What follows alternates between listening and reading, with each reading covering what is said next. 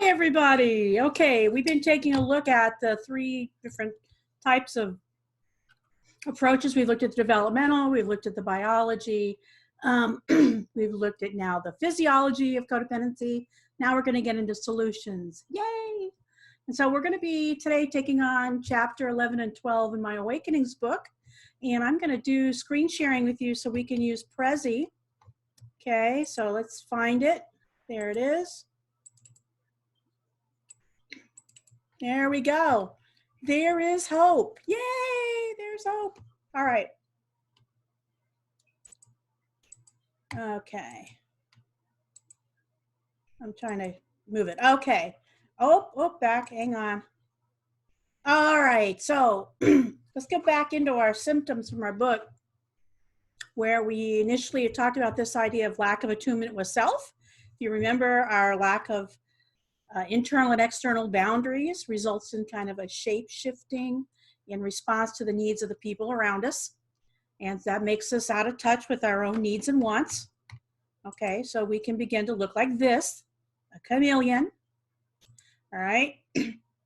So addressing this fundamental lack of self will require us to tolerate periods of discomfort as we create time where we're left alone with ourselves. So rather than be distracted by our projects, we need to spend time in free play. And if you remember, one of the things we talked about in terms of developing a self, right, is time where we're left alone, undistracted with our own internal universe.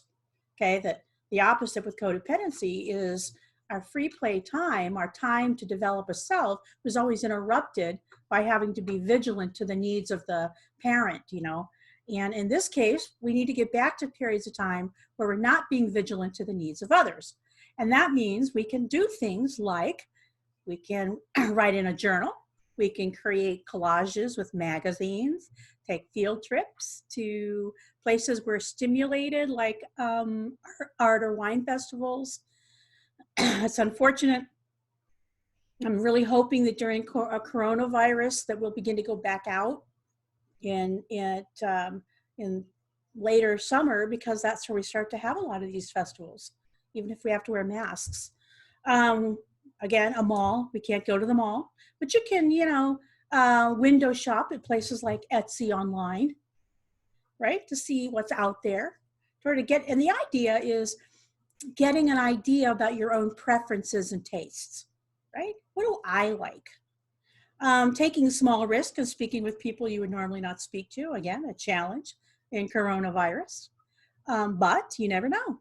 Maybe there's somebody on Facebook you could, make a comment to that you would normally not reach out to. We can listen to talk radio, practice forming opinions on what we're listening to. Normally we don't necessarily spend the time to ask ourselves, what do I really think about this? It's a good time to do this.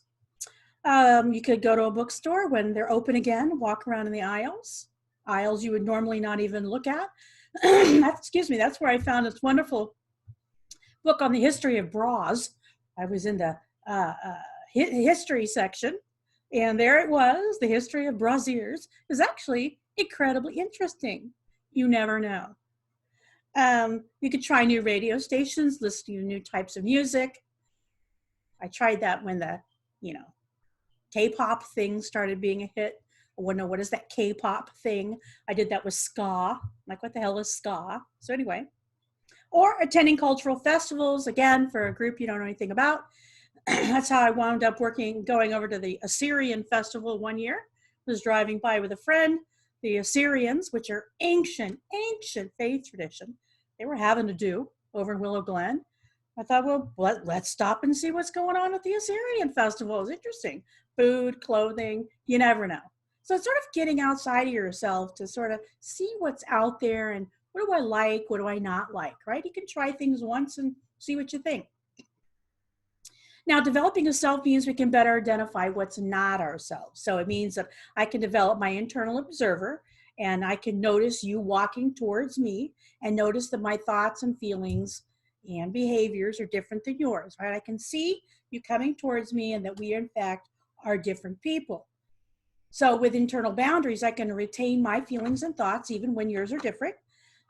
I can actually find it curious or even interesting rather than being threatening. Remember, part of feeling secure in our attachments is we can cognitively be more open. Instead of finding new information automatically threatening or just accepting it, right? I can take in new information instead of reading information to figure out what I'm supposed to do next.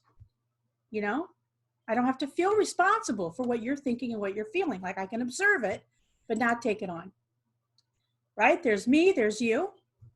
With internal boundaries, I'm aware that you have an internal life that's got nothing to do with me and does not require my intervention or advice or assistance in any way. So with internal boundaries, I'm in control with how much information I share about me based on our level of intimacy and trust. I recognize that trust takes time. I cannot have instant intimacy, right? And still be selective and self-protective. So for me to be able to be selective, time needs to happen. I need to give a little bit of me, see what you do with that, right? So I can see if I can trust you. And then also share with safe people, withhold from unsafe people. And one of the great gifts of an internal boundary is I can start to see who is a safe person, who is not a safe person. Because, as we know, not everybody is somebody that we should share our insides with. Now, external boundaries, I'm in control of my physical self. I have control over the space around me, including my possessions. I have choices about how close I get to you physically, except now, in the coronavirus, I only can get 6 feet close to you. But normally, I have more options than that. And I can choose based on my level of comfort and also our degree of intimacy. I can decide how much time I want to spend with you. The truth is, I don't have to stay all day. I mean, maybe I could drop by for an hour. Maybe we can meet for lunch. I mean, I get to decide, rather than be hijacked by you. And then I get to decide whether I even want to participate in the activities, right? Do I want to go see your grandchild be in a junior high school play? No, I don't want to do that. It's really hard to tell people no, but sometimes, it's a good practice to say, that's not something I'd like to do. It's funny. I have a friend that will sometimes propose things. And she'll say, I don't know, she'll offer for me to do something. And because one of the things I love about her is I can say, that's not really something I want to do. And it's like, fine with her. She's like, okay, I just thought I'd let you know. I mean, isn't that great? Instead of having to dread being asked because I'd have to say yes. Okay. Boundaries, a separate set of self allows me to use my judgment to take calculated risks about how much I want to invest in relationship and activities, and will tell me maybe when I'm being pushed someplace I don't want to go. Again, I don't want to be that close to you. I don't want to go on. I don't want to travel with you. I have a friend I traveled with. It was an absolute nightmare. Oh my God. She's so chill normally, but when we traveled, she was critical of everything. It was a nightmare. Love her. Go to the movies with her, but I am never traveling with her again because it was awful. Okay. So some people we can take in small doses. Some people, this is a good context for us, right? But I can't do this. Because if I did this, it would challenge the relationship, right? I wouldn't be friends with her if I kept traveling. Okay, it'd be terrible. I love this disgusting picture, but it's just so funny. Okay, matching tracksuits. Boundaries allow me to disengage rather than keep on trying to make dysfunctional situations work. Okay, for codependence, it's so hard for us to quit, for us to drop the rope, for us to say, okay, I surrender, done. I'm not going to keep trying. We're such tryers. I have internal permission to make decisions based on my welfare, not just what's best for you, most comfortable for you, but you know what? What's right for me. And maybe what's right for me is that I don't sign up for this event. I don't do this thing with you. I don't want to go on that, 5K. I don't want to do that. That's not right for me. It's okay to say it's not right for me. I'm not judging whether it's right for you, right? I don't have to be on the same diet you're on. I don't have to like the same food you like. Okay, it doesn't have to threaten our level of connection. So how do we develop these? Well, practicing noticing what's happening, because again, our body, we looked at this physiologically, right? Our body will sometimes give us clues before our head does. Noticing your thoughts, noticing your feelings, noticing what you're doing. Again, noticing your level of anxiety. And some of us have a hard time doing this. We have zero practice in actually noticing what's going on with us. We're so externally focused. It's really hard for us to pay attention. We may even have to keep a notebook where we can periodically stop and ask ourselves, whoops, hang on. Periodically stop and ask ourselves, what am I thinking physically? What am I feeling? What am I feeling physically? What am I thinking? What am I doing? In fact, I encourage you to pause this right now and just jot this down. Just checking in with you on a regular basis. How am I doing? How am I feeling? What do I need right now? I have to go to the bathroom. What's going on with me? A lot of us, we just don't even ask that question. Many of us have years of practice deliberately not being tuned to our internal reality because we were afraid our needs and wants would threaten our primary relationship. So don't be surprised if you have self-talk that when you start checking in with you, tells you you're being self-indulgent or foolish or stupid or silly. It's not silly to check out, how am I doing? What's going on with me right now? Right? It's going to save you a lot of stress down the road. If you're checking in with you and realizing you're hungry, or realizing you're tired, or realizing you're lonely. That's why we have HALT, right? Hungry, angry, lonely, tired. It's important to know that, because when we don't know that, we step in all kinds of crap with other people. And really, all we needed was a sandwich. All right. We may tell ourselves it doesn't matter anyway. And it may have been true growing up. The checking in with yourself, self-awareness would have caused us more misery because we were powerless to change it. But checking out might have saved our sanity. Okay? Because if you started tuning into you, you'd realize how much you were hurting. That's why we started using drugs and alcohol, maybe. However, now you may start tuning into yourself and you may still not like what you're seeing and hearing. You might check into yourself and look at your behavior and go, ew, that is not a good look. Not a good look. Not an attractive thing to do. Ooh, I should not be talking to people like that. Okay? Yeah, you may get some information about you that's not very flattering, but you know what? You need to remember that if you don't see it, you can't change it. You'll be tuning into yourself from a place of empowerment now, okay? You can change the situation. You can change you. You're not at the mercy of the significant attachments of your life for survival. If I tuned into what was going on with me, I was trapped with my family. I needed them, right? They had the food, the shelter. Now I can make some choices. I can make some changes. I can, if nothing else, I can work on changing me.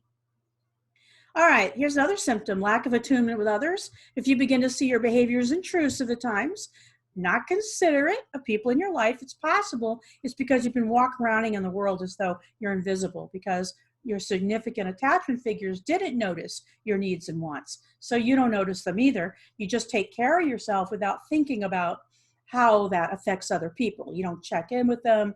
You don't work cooperatively. You need a sandwich, you go make yourself a sandwich, right?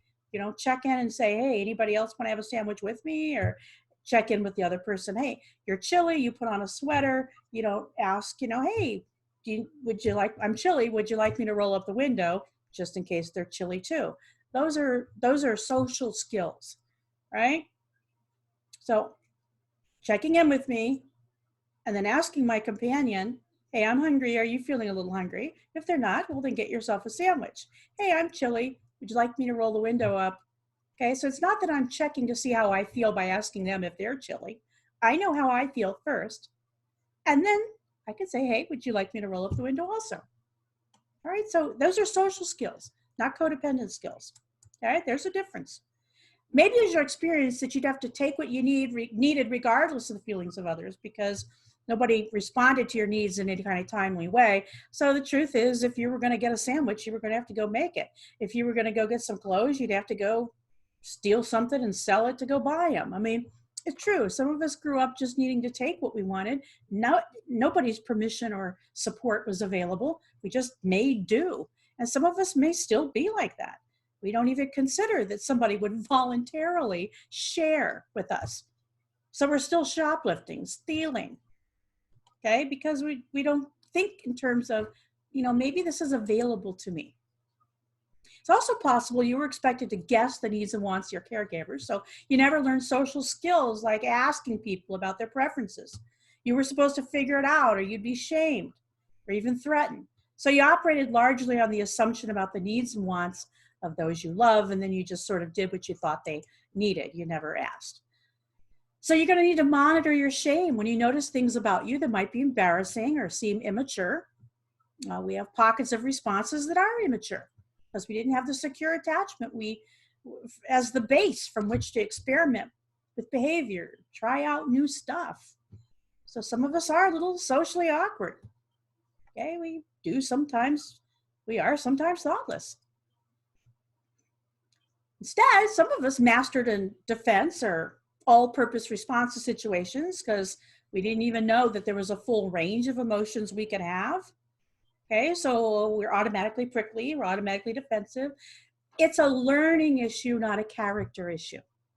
You can learn the crayon box of emotions. You can learn emotional vocabulary, like we talked about last week, right? These things are not about, as a person, you are thoughtless. Not necessarily at all. I'm not going to rule out you're a narcissist, but I'm going to make a general assumption that if you want to be a counselor, you're probably not, okay? But you might have some holes in the way you read other people that you need to pay attention to. Maybe you look like this. This is not a good look. Ask people in your family if they recognize this look. As we develop stronger sense of self and solid internal observer, we can trust our impressions of other people more and then tune into ourselves to pick up clues and unspoken agendas and feelings from other people. The more I trust me, I can be around more types of people because I can trust my own reader. I can trust my bullshit detector. I can trust that I'm seeing and feeling things accurately. So how do we practice this? We can watch movies with the sound off, right? Paying attention to facial expressions, trying to follow the storyline. We can people watch the mall or make up storylines about people. Watch the way people carry themselves. Watch movies. Oh, that's a duplicate. Sorry about that. We can practice directly asking others how they feel and think about situations when we think we know, and check it out to see if we're reading them correctly. And if we're off base, we can ask them to share more with us so that we can get better at reading other people, at understanding their skills. Read books about body language. You can just read about it, watch videos about it. Find someone you admire who's got good attunement skills and see if they'll coach you. Over time, as you practice internal observation and see yourself more accurately, you'll recognize similar responses in other people and they'll be less mysterious to you. So the truth is, if you want to read other people better, you need to read you better, right? The better you read you and the bigger your crayon box of emotional literacy, the better you can identify what's happening with other people, okay? Now, how about this one? Distrusting the attachment of others to the codependent. This is the heart of anxious and avoidant codependence. It fuels most of our defenses in our relationship. Uh-oh, here we go. I love this Photoshop. That's so weird, isn't it? So whether we're anxious about potential abandonment or refuse to connect to avoid the inevitable abandonment, we're often way too defended to notice or trust when other people say they care about us. So even when people say they love us and they're committed to us, back of our head, we're going, okay, for now, but we're always got that plan B going, all right? Because our efforts to shore up attachment are often founded in creating a need for us, we never quite trust people's attachment to us as people. We might think it's because of what we do for them, ironically, because we overdid to make them care about us. So now when we do it, we think that's the only reason they care about us. I mean, we set it up. So You know, if I believe that the only value I have is what I do for you, if I don't do it, something bad's going to happen, like you're going to leave. If I fail to meet your needs in a timely manner, including sacrificing my own, you'll just replace me with somebody else. Because after all, if you had a choice about attaching to me, you might not choose me. That's why I have to make sure I'm giving you something you have to have. So, how do I fix this? I need to learn to play with people and free. I need to find ways to be with other people in free play. Just like we talked about being with ourselves with free play, I have to play with other people. Experimenting with spending time with people in unstructured setting, not doing anything, and just being in each other's company is the point. Going for a walk around Vasona, 6 feet apart, right? Playing card games virtually. The idea being, I'm not doing anything for you. I'm just hanging with you. Now, that means I got to trust that you'd want to do that and that I got something to bring to the table. So you could try getting a cup of coffee with someone and risk saying something personal rather than, talking about what you're doing. Inviting someone to go on an errand you've been dreading because it's more fun to have somebody to talk to while you do it. So in other words, letting them be of assistance to you. Invite someone to take a drive to the ocean, just chat, sitting 6 feet apart. Playing cards, a board game. A lot of people play cards. I used to play canasta with a friend of mine. And half the time we forget whose turn it was because we'd be shooting the shit, Offer to support someone on a task they're dreading, saying, hey, I'll go with you, just to keep them company. You're not doing anything. You're not taking over the task. You're just, the road dog. I said, I'll be a road dog. I'll get in the car. Do something goofy like art projects. I love that. I love doing art. Now, we could have challenging self-talk in this area as well. We may be prone to filter input from others through a certain level of paranoia. Avoidant codes, I'm speaking to you. We tend to distrust people's agenda. What do they want? We don't trust their affection. This is our look. Even on the outside, we look pleasant. This is our inside kitty. Like, what's going on? So we need to catch ourselves if we set up tests for people to prove to ourselves or them what they're really thinking. I know what you're really thinking. Most paranoid codes have said stuff like that, okay? This kind of perspective creates an invisible barrier in a relationship. It's impossible to be intimate with someone who's waiting for you to fail or trying to catch you. Okay, you can't be close to somebody like that who's waiting to pounce. I told you what you were really thinking. I knew it. That's not loving. So the lie is, see, I knew you were full of shit when you said you loved me. Now, while it's painful to prove they don't love us, at least we got the anxiety over with. So we prematurely, a lot of us, create tests and then people fail them because they didn't know they were being tested. And that's our excuse to say, I'm out of here. And blow up the relationship. When learning about ourselves with a therapist, you need to be honest about your own motives, rigorous honesty. And you know what? If we set somebody up, we need to apologize for it because we do it. We see if they were really listening. See if they remember what we wanted on our birthday. See if they remember where we want to go on our holiday. See if they remember the conversation we had 2 weeks ago. I mean, we do stuff like that. It's not nice, but we do it. We also need to check our motives when we find ourselves volunteering tasks for others, or we get busy in activities designed to distract ourselves from our anxiety about the truth of others' attachment to us. We can monitor our thoughts, feelings, our bodies, our behavioral cues. Again, paying attention, what's happening? How am I doing? What's going on? Okay. Hey, you know what? Maybe they are cheating on you and you're not being paranoid. I don't know. Here's what I know about that. In my lifetime, when people are being dishonest with me, I start to get, particularly if they're intimate, I'll deny it, but my tummy knows. My tummy knows. But I got to check it out with somebody I trust because I'm also capable of paranoia, right? That's why we need sponsors, therapists, siblings, people who we can trust. All right, here's the other one, escalation to protect the attachment. This particular symptom, again, requires skills for emotional regulation. So these are for the drama queens among us. Okay, we have a hard time with self-soothing here. So we're trying to make you soothe us. We're up against our almost instinctive hyper response to perceived threats, which is physiological as well as emotional. Our heart begins to race, our thoughts begin to race, we get warm, physically restless. This level of anxiety is hard to tolerate.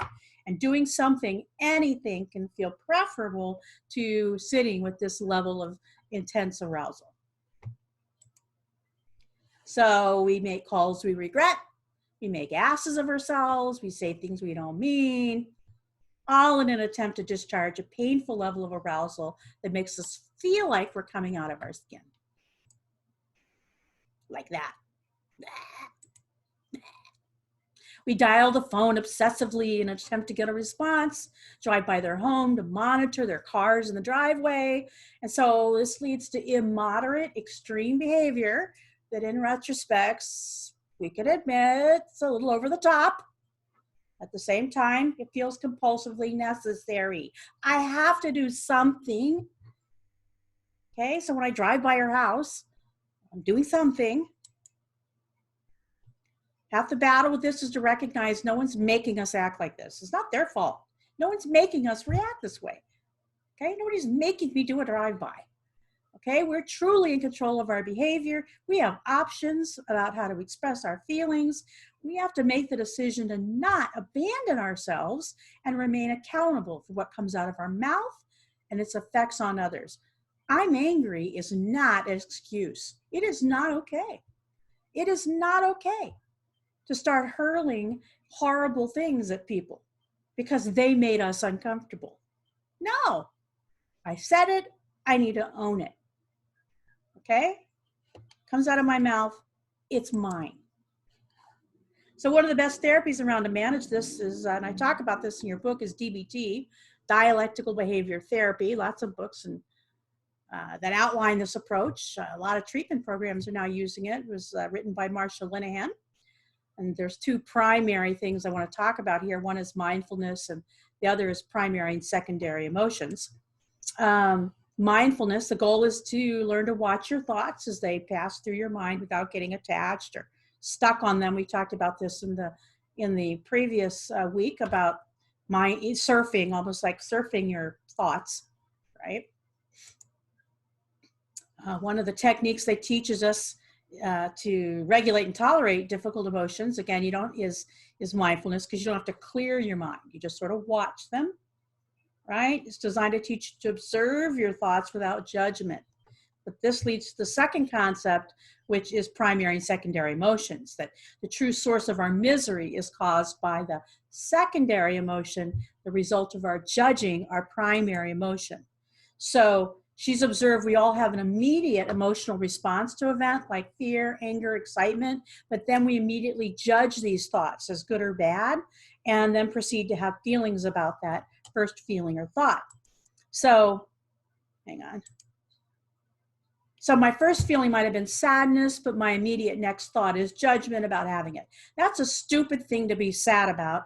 Don't be such a crybaby. Then I feel shame about feeling sad. Dr. Linehan says that's the true source of our misery. It's the secondary emotion that's the result of our judgment about our primary emotion.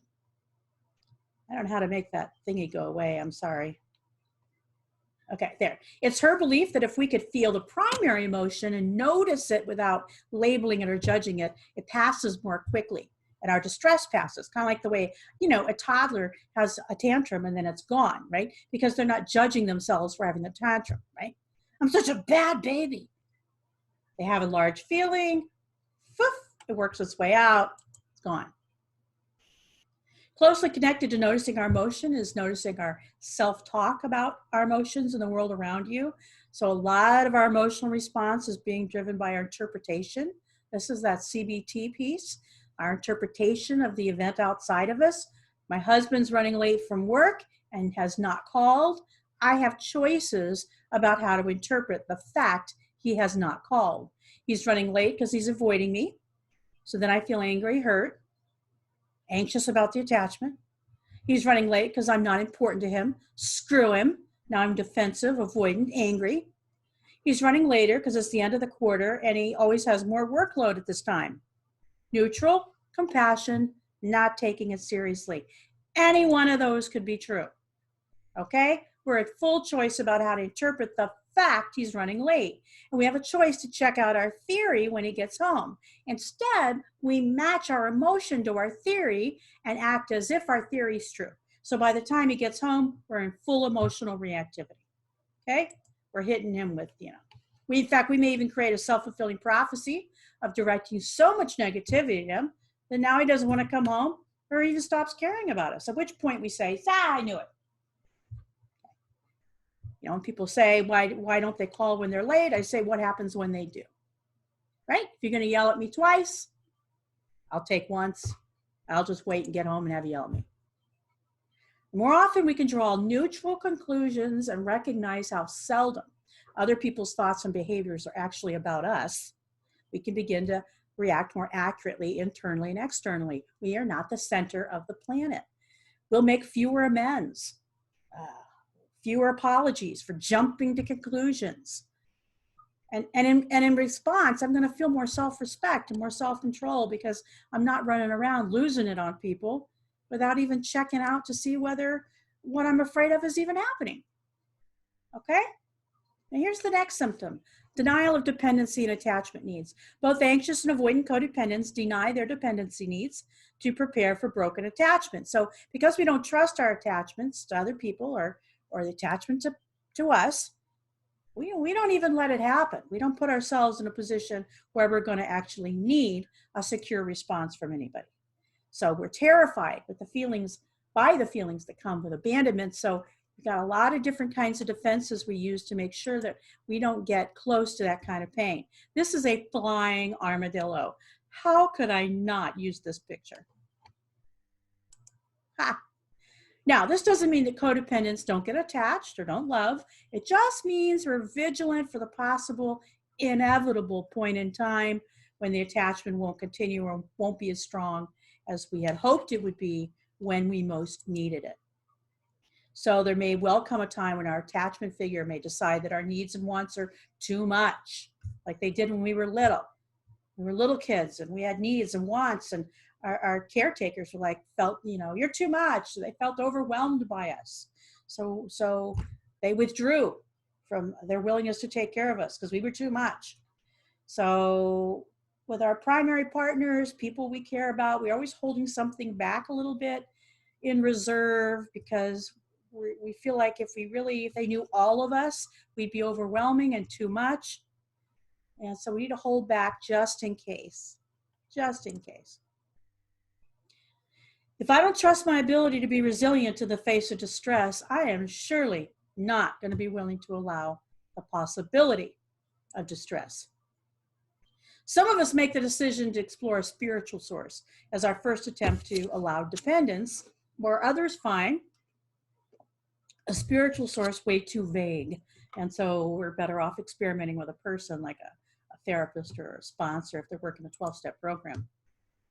The idea is to allow ourselves to kind of soften some of our hard edges.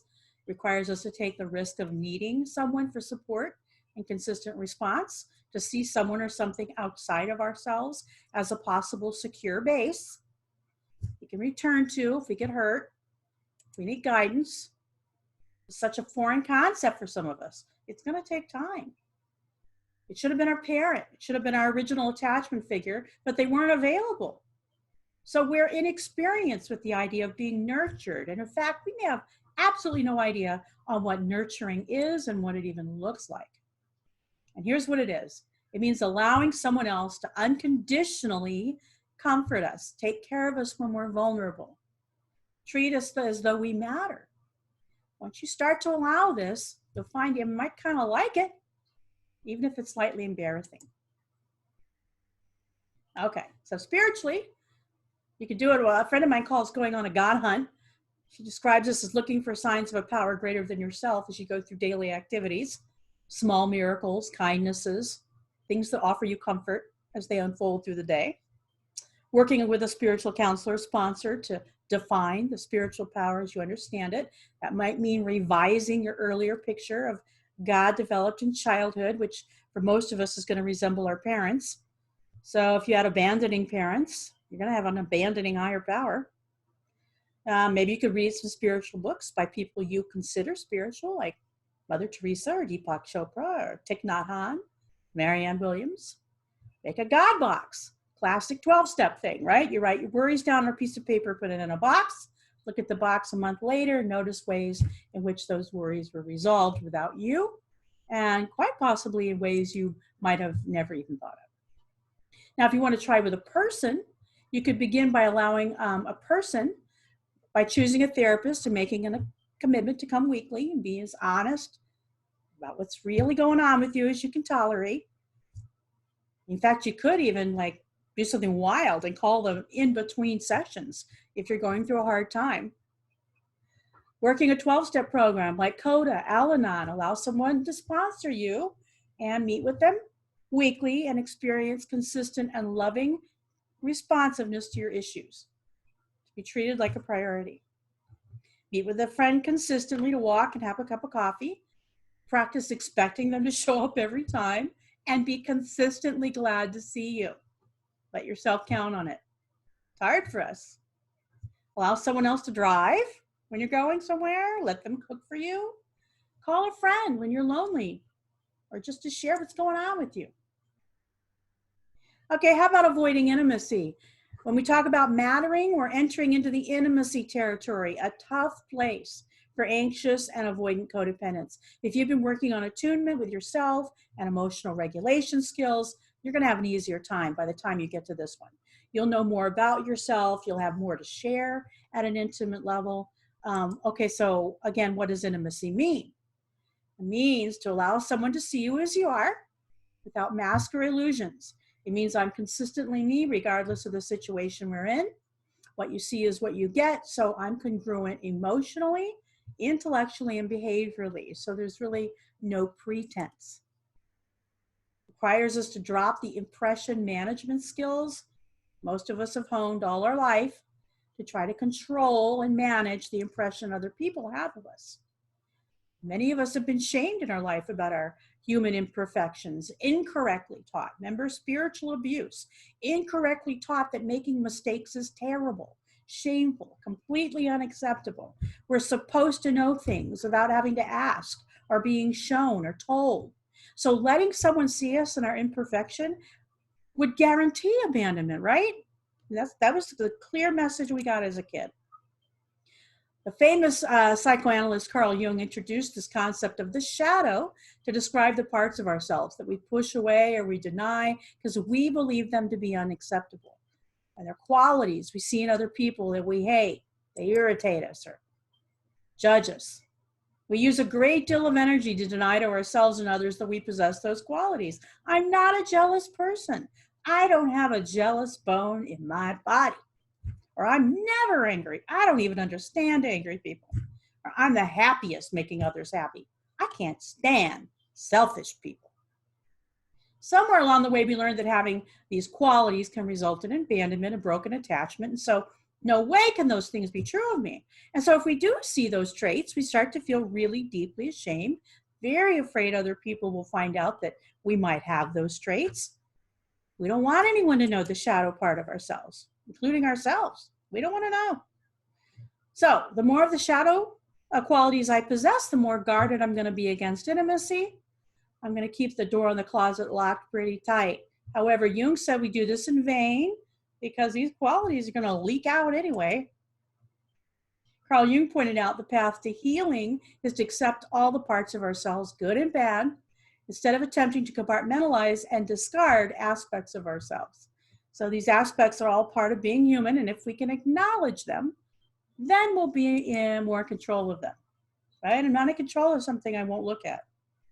So you can pause and think about a quality about yourself you're ashamed and embarrassed about, and how much energy you'd save if you could spend less time hiding it from other people.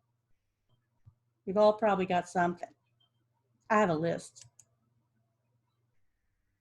Okay, walls instead of boundaries, protecting us from the intrusion of others, containing us from intruding on other people.